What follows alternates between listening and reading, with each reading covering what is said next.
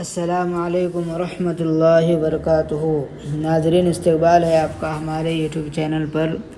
تو دوستو، آج میں آپ حضرات کو ایک واقعہ سنانے جا رہا ہوں۔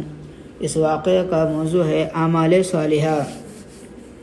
ایک مرتبہ ایک شخص نے اپنے بیٹے سے وصیت کرتے ہوئے کہا کہ بیٹا، میرے مرنے کے بعد میرے پیروں میں یہ پھٹے پرانے موزے پہنا دینا۔ میری خواہش ہے کہ مجھے قبر میں اسی طرح اتارا جائے۔ باپ کا مرنا تھا کہ غسل و کفن کی تیاری ہونے لگی۔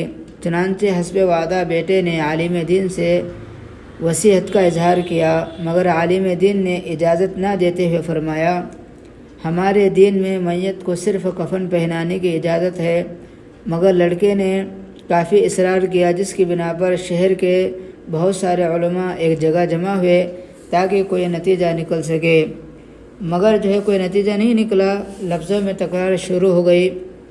اتنے میں ایک آدمی اس مجلس کے اندر آیا اور آ کر بیٹے کو باپ کا خط تھما دیا، جس کے اندر باپ نے بیٹے کو وصیت فرمائی تھی۔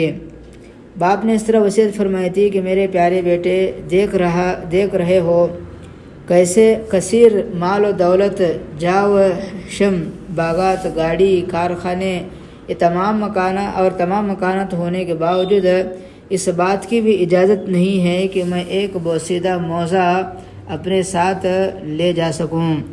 ایک روز تمہیں بھی موت آئے گی، اس لیے ہوشیار ہو جاؤ کہ تمہیں بھی ایک ہی کفن میں لٹایا جائے گا۔